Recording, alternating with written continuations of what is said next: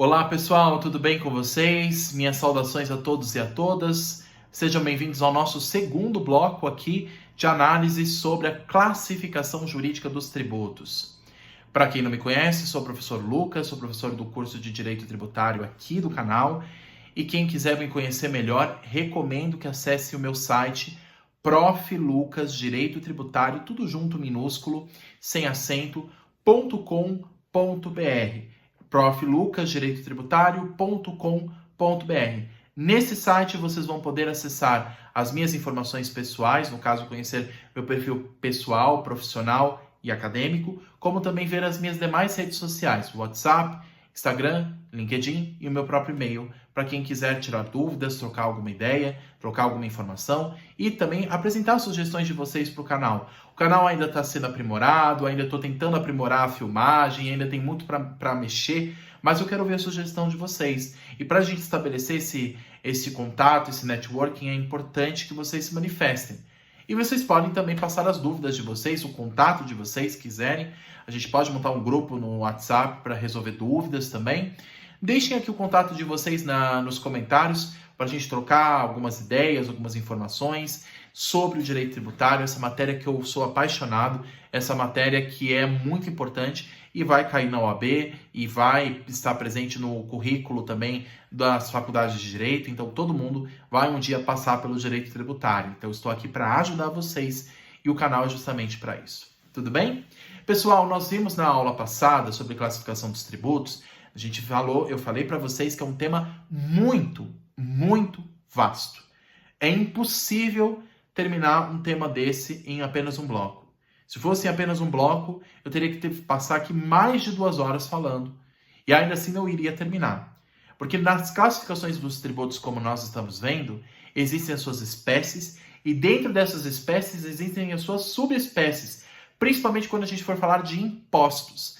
A gente vai precisar falar em cada aula de um imposto específico. A aula sobre imposto de importação, a aula sobre imposto de exportação, IPI, ICMS, imposto de renda, várias espécies. Isso precisa ser analisado com calma. E por isso que aqui o canal está destinado a isso. Nós vamos ver cada uma dessas espécies com calma, e aí vamos tirando dúvidas, vamos entendendo como é que se dá cada uma delas a sua regra matriz de incidência. Esse segundo bloco é apenas para falar o conceito geral de cada uma dessas espécies. Impostos, taxas, contribuições de melhoria, empréstimos compulsórios e contribuições gerais e especiais. Então esse bloco é apenas para falar o conceito geral de cada um desses grandes blocos. E mais à frente nós vamos analisando cada uma dessas subespécies, tá bom? Pessoal, quando a gente fala de impostos, nós estamos falando de uma das espécies tributárias e essas são as mais famosas e as que são as mais presentes na nossa rotina do dia a dia. Quando a gente fala de imposto, já vem na cabeça a ideia de impostos de renda, que a gente tem que para quem ofere renda, tem que pagar todo o ano. Aquele que tem um comércio paga o ICMS. Aqueles que importam produtos de fora tem a importação, a exportação, o imposto de importação, exportação, nós temos o IPI sobre produtos industrializados, enfim, a matéria de impostos é a mais famosa, é a mais conhecida. Mas lembrando, imposto é uma espécie. Todo imposto é um tributo, mas nem todo tributo é um imposto. Vou repetir, todo imposto é um tributo, mas nem todo tributo é um imposto. Por quê? Porque tributo, como nós vimos no artigo 3º do CTN, é uma grande família, é um gênero, cuja espécie, uma delas, a mais famosa, são os impostos. E dentro dos impostos, temos uma subclassificação que nós já vimos. Impostos federais, estaduais, municipais, e mesmo nos impostos federais, cada um tem uma característica específica. Então, nós temos o imposto de importação, exportação, IPI, IOF, e assim por diante. Mas se nós formos tentar entender o conceito macro, geral, lato sensu, vamos dizer assim, sobre o que são os impostos, o que nós podemos dizer?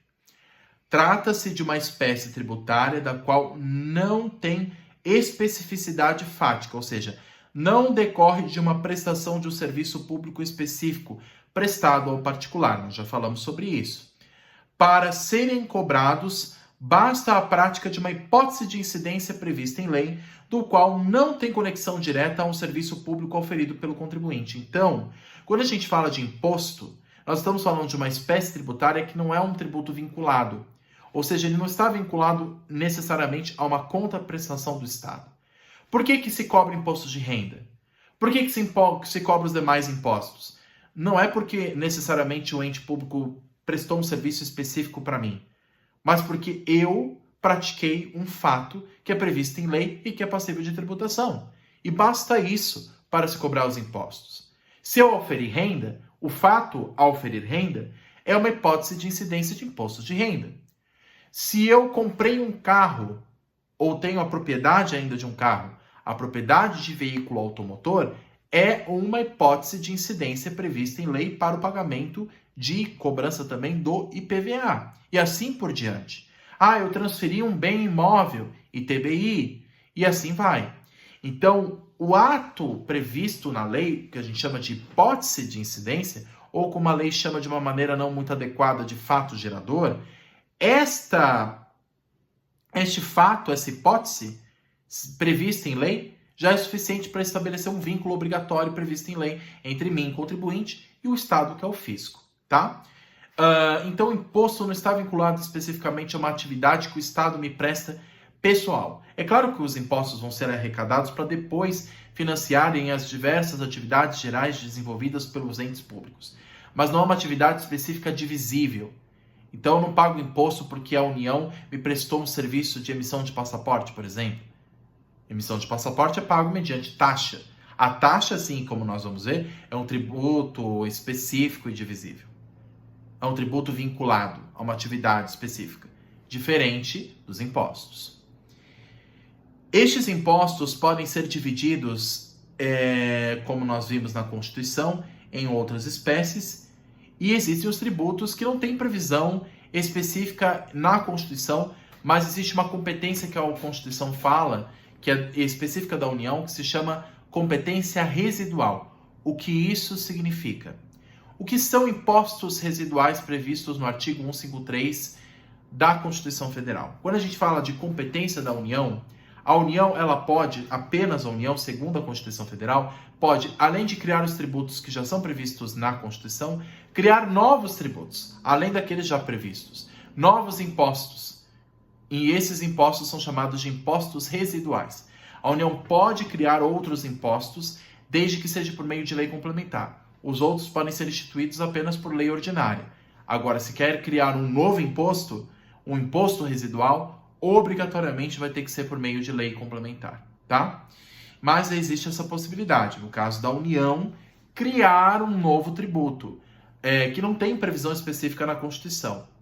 Então, a União, ela tem essa possibilidade de ter essa criação, de dar uma nova moldura a uma obrigação jurídica. Ela pode criar uma outra espécie de imposto, desde que esse novo imposto também não seja igual àqueles que já estão previstos em lei. Não pode haver um bis in idem, não pode haver uma dupla tributação. Não pode a União criar, mesmo que ela tenha essa competência de criar novos tributos, novos impostos, ela não pode pegar essa competência e criar um já previsto na Constituição.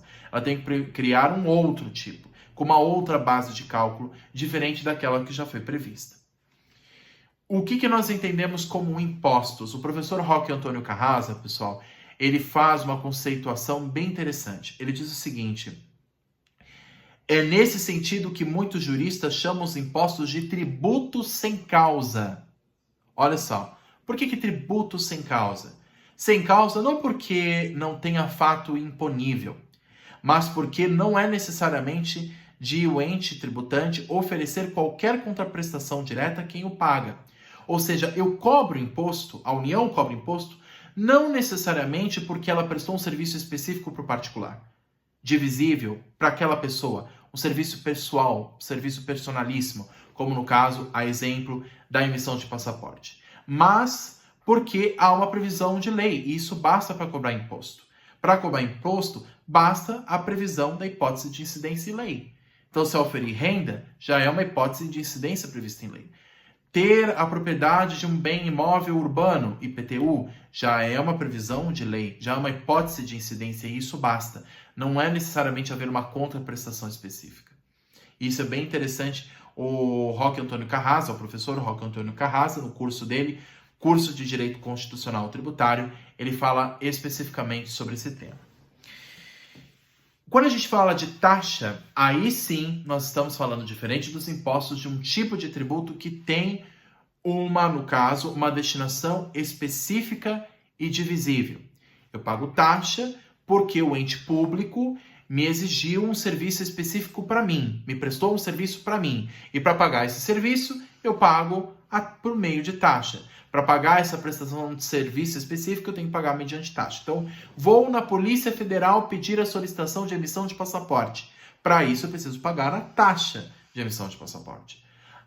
O Estado me prestou um serviço específico de saneamento básico. Então, eu pago uma taxa de saneamento básico. Então, é um serviço específico destinado à minha pessoa. Agora, a taxa, esse tipo de taxa é previsto no artigo 77 do CTN. Só que o artigo 78 do CTN, ele trata um outro tipo de taxa. A taxa, ela sim, é um tributo específico divisível, é um tributo vinculado, só que não existe só esse tipo de taxa previsto no artigo 77 do CTN. O artigo 78 do CTN traz um outro tipo de taxa que decorre do exercício regular do poder de polícia. Como assim, poder de polícia? O que isso significa?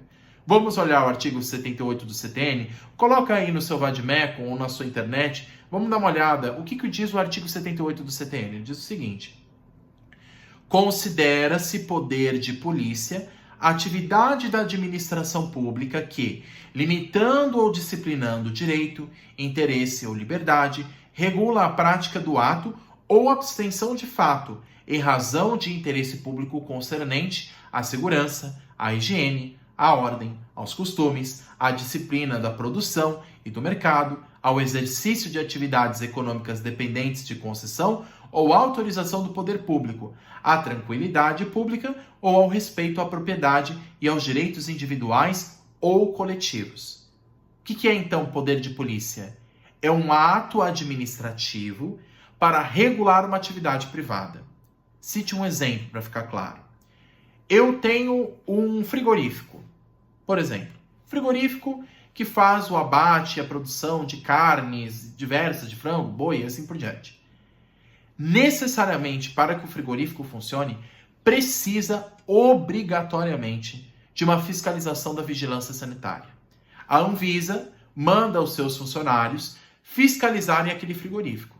Se aquele frigorífico não estiver em plenas condições de funcionamento, de higiene, de produção, ele vai ser fechado por violação à saúde pública, por violação à higiene, por não haver condições de produção para a devida comercialização do produto para o consumo. Então, é necessário que haja um ambiente de higiene, um ambiente protegido, refrigerado, bem equipado, onde os funcionários estejam protegidos também. Existe a fiscalização do trabalho que é feito nesses ambientes. Então, essas fiscalizações são atos administrativos, atos da administração pública direta. Então, a Anvisa, que é um órgão, uma agência reguladora federal, vai fazer a vigilância sanitária. Assim como nós temos a Anatel, que faz uma fiscalização nas agências de telecomunicação. Nós temos outras agências reguladoras, a ANAC, a Agência Nacional de Aviação Civil, que regula também os aeroportos. Então, nós temos diversas agências que são entes da administração pública indireta, vinculados à União, que pertencem à União, para a fiscalização das atividades públicas. Essa fiscalização é poder de polícia. A polícia que nós falamos aqui não é a polícia judicial, que vai lá e prender uma pessoa em flagrante pela prática de um crime previsto no Código Penal. Não é essa polícia que nós estamos falando aqui. Aqui é uma polícia administrativa, que tem, claro, poder de coerção e pode até mesmo fechar o estabelecimento.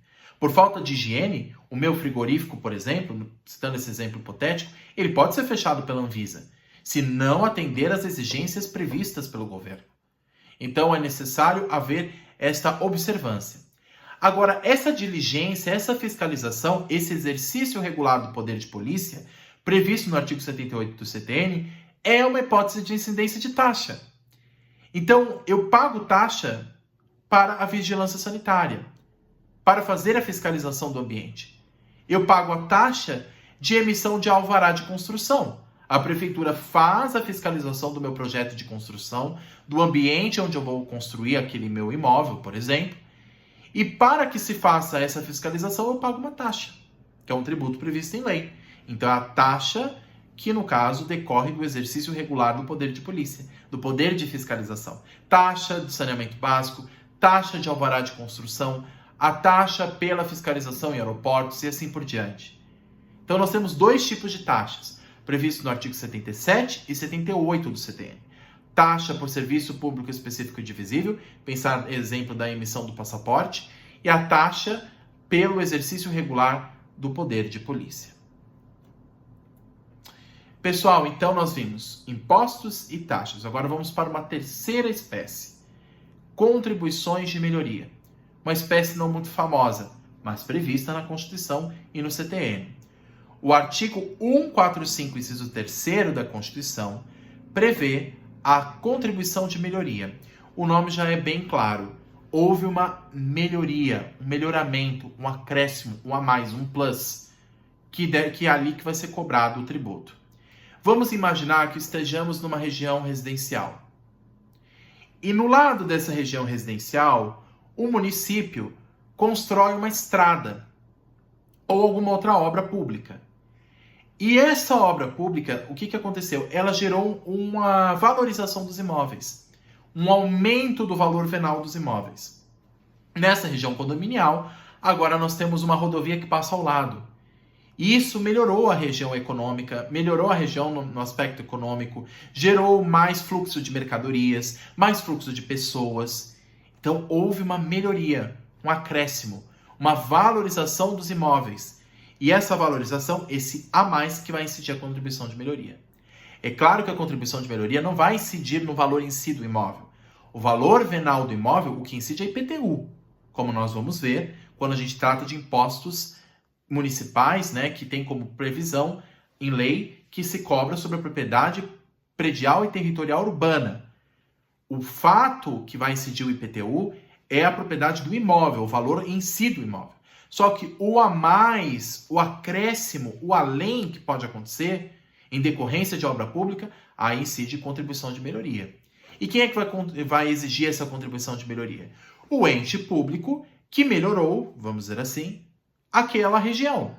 Então, se foi o município que fez a obra pública, que teve como consequência o melhoramento, a valorização imobiliária, a contribuição de melhoria que deve ser paga é o município. Se foi o Estado que fez, se foi o ente estadual, o Estado de São Paulo, que construiu uma estrada estadual perto de uma região condominial e fez com que houvesse uma valorização imobiliária, a contribuição de melhoria a ser paga é ao Estado de São Paulo.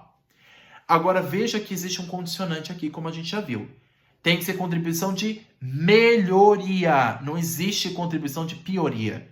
O que isso significa? O Estado não pode cobrar uma contribuição pelo simples fato de fazer uma obra pública. Se essa obra pública não valorizou meus imóveis e piorou, tornou o ambiente mais insalubre, mais perigoso, eu não posso cobrar contribuição de melhoria. Cite um exemplo. O município de São Paulo construiu o Minhocão, na região do centro de São Paulo. Para quem não conhece, existe uma grande estrada que passa e cruza a cidade, que se chama Minhocão. O que aconteceu com a construção do Minhocão? O aumento da criminalidade, o aumento ali da região, a região começou a vir mais pessoas de rua, usuários de drogas, traficantes. A região ficou mais perigosa, mais vulnerável, mais desvalorizada. Então, se houve uma desvalorização imobiliária, a prefeitura não pode cobrar contribuição dos moradores de lá. Pelo contrário, tem que até indenizar. A pioria, vamos dizer assim, o prejuízo que o ente público causa ao particular, isso é matéria de ser indenizado. Quando a gente estuda direito administrativo, direito público, nós precisamos entender que o ente público pode ser responsabilizado pelo prejuízo que causou ao particular. Então, esse prejuízo não é fato gerador não há hipótese de incidência de contribuição de melhoria. Para haver contribuição de melhoria, o nome já é bem claro. Tem que ter uma melhoria, não basta ter só uma obra. E se a obra pública foi feita e não houve melhoramento nenhum, então também não vai ser cobrado. Tem que haver necessariamente uma melhoria, um aumento do valor venal do imóvel, uma valorização imobiliária, por exemplo, para se cobrar esse tipo de contribuição. Qual que é a diferença? A gente já viu a diferença entre imposto e taxa, mas de taxa e contribuição. A taxa, assim como a contribuição, são tributos vinculados. Só que a taxa, ela depende apenas, para ser exigida, uma das hipóteses, aquela do 77 do CTN, ela apenas exige uma contraprestação estatal. Não importa se ela é boa, se ela é ruim, se ela melhora ou não a minha condição. Se foi prestado um serviço público para mim, eu tenho que pagar por isso. Isso é taxa. Agora, a contribuição de melhoria, não basta haver a prestação de um serviço público. É necessário que tenha como um condicionante essa melhoria, como consequência, esse aprimoramento, essa valorização imobiliária, como eu disse para vocês. Essa é basicamente a diferença entre taxa e contribuição de melhoria, como muito bem fala o saudoso professor Geraldo Otaliba em sua obra Hipótese de Incidência Tributária, onde ele fala basicamente da diferença desses dois tipos de tributos. Agora vamos para o quarto tipo de espécie. Nós temos impostos, taxas e contribuições de melhoria. Agora vamos ver os empréstimos compulsórios. Empréstimo compulsório, gente, ele é exigido e ele é previsto, antes vamos falar da previsão legal, ele é previsto pelo artigo 148, inciso 1 e 2 da Constituição e artigo 15 do CTN. O empréstimo compulsório, vamos diferenciá-lo do imposto extraordinário de guerra. Ambos podem surgir em situações de guerra ou calamidade pública. Então, em situações excepcionais, em situações extraordinárias, em situações caóticas, graves, que precisa de uma atuação rápida do Estado, que o Estado precisa arrecadar dinheiro para justamente manter a sua atividade num período crítico. Nesse caso, ele pode cobrar tanto o empréstimo compulsório quanto o imposto extraordinário de guerra. Mas qual que é a diferença dos dois? O imposto extraordinário de guerra, o nome já diz, o empréstimo compulsório, o nome já diz, é um empréstimo. A União, ela exige, só que depois de passado esse período de guerra ou calamidade, ela tem que devolver. Ela exigiu, mas depois devolve. O imposto extraordinário de guerra não tem restituição. Cobrou, não devolve mais. O empréstimo compulsório somente pode ser instituído mediante lei complementar. O IEG não. O IEG pode ser apenas por medida provisória, que é um ato do Poder Executivo. Então, empréstimo compulsório, lei complementar, apenas. Agora, o IEG apenas, no caso, por medida provisória. O empréstimo compulsório, assim como o IEG, vai ter a sua receita destinada à União, só que o empréstimo tem essa diferença com o IEG. Eles são tributos federais. Ambos são tributos federais. Só a União pode instituir IEG ou empréstimo compulsório. Porque só a União pode declarar guerra. Agora, cuidado. Empréstimo é restituível. IEG não. Empréstimo só por lei complementar. IEG apenas por ato do Poder Executivo Federal, por medida provisória. Então, isso aqui é importante dizer. Então, o Luiz Eduardo Chueri, que é um professor muito conhecido da área de tributário, ele fala a respeito dessa diferença entre empréstimo compulsório e o IEG. O empréstimo compulsório, ele diz o seguinte: presente aquela necessidade estatal, o legislador complementar escolherá uma hipótese que incidirá, que depois vai identificar quem é que deve contribuir. O empréstimo compulsório, ele vai ser exigido mediante lei complementar. Então, somente a lei que vai dizer aonde ele vai incidir. Nós não sabemos quando e onde ele vai incidir. Agora, o IEG nós sabemos. A Constituição diz que ele vai incidir sobre a mesma base de cálculo dos impostos estaduais e municipais. Ele vai se acumular com os impostos estaduais e municipais em período de guerra. Então, o IEG, ele já é previsto na Constituição, assim como o empréstimo compulsório, só que o IEG ele tem a mesma incidência sobre a mesma base de cálculo dos impostos estaduais e municipais. Então, em período de guerra, o ICMS vai se somar e com o IEG. O IPTU municipal vai se somar com o IEG. Agora, o empréstimo compulsório, ele depende de lei complementar. E só a lei complementar que vai dizer aonde esse empréstimo compulsório vai incidir. E por fim, a nossa quinta e última espécie, nós temos as contribuições gerais e especiais.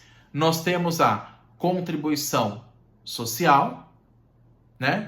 Dentro dessa macroespécie, contribuições gerais, nós temos as contribuições sociais, contribuições da categoria profissional, contribuição para a iluminação pública, COSIP, e a CID, que é a contribuição para a intervenção no domínio econômico. As contribuições sociais, nós vamos ter um bloco específico para estudar um pouco mais sobre elas. Elas financiam as atividades da administração pública sobre o setor da Seguridade Social, que envolve previdência social, assistência social e saúde, com base no artigo 194 da Constituição. As contribuições profissionais, como nós já vimos, são aquelas contribuições para financiar o setor de representação profissional. Então, o CREA, o CRM, o CRQ, a OAB, são órgãos profissionais e eles são financiados por essas contribuições profissionais, que cada um dos profissionais vinculados a elas vai pagar. Então, o médico paga uma anuidade ao CRM todo ano, o engenheiro paga ao CREA, o advogado ao OAB. Então, são contribuições de categoria profissional, que são diferentes das contribuições sociais, tem destinação específica distinta. A COSIP, que é para a iluminação pública, prevista no artigo 149A da Constituição, que é um tributo municipal, que é uma contribuição que se paga ao município, que oferece esse serviço público de iluminação, e a contribuição para a intervenção no domínio econômico, que é a CID. A CID é uma contribuição que tem uma previsão no artigo 177 da Constituição, e ela incide sobre os setores específicos da economia, como o setor petrolífero, existe a CID combustível, e em gás natural. Então a CID ela é um tributo federal e ela vai incidir sobre determinados assuntos, sobre determinados setores econômicos, como o setor petrolífero, a CID combustível, por exemplo, para regular a atividade econômica também nesse setor e para arrecadar os cofres públicos federais, tá? Então nós temos 4 tipos de espécies gerais, de contribuições gerais. Contribuições sociais, que nós vamos ver depois, para o financiamento da Seguridade Social, contribuição da categoria profissional, contribuição para a iluminação pública, COSIP, e a contribuição para a intervenção no domínio econômico, que é chamada CID. Lembra da CID combustível, tudo bem? Para o nosso terceiro bloco, pessoal, nós vamos precisar analisar com um pouco mais de calma, um pouco mais de detalhes, sobre as contribuições sociais, que são as contribuições para o financiamento do sistema previdenciário, da assistência social, do sistema de saúde, que são estudados também pelo direito previdenciário, tá bom? Pessoal, esse fica o nosso segundo bloco. Se ficaram as dúvidas, por favor, deixem aqui nos comentários e não deixem de acessar o meu site proflucasdireitotributário.com.br para a gente conseguir esclarecer os demais pontos. Caso tenham ficado alguma dúvida, alguma informação ficou meio por cima e precisa ser esclarecida, por favor, me avisem e aí a gente vai estabelecendo esse contato, tá bom? Muito obrigado a todos, pessoal. Até a próxima.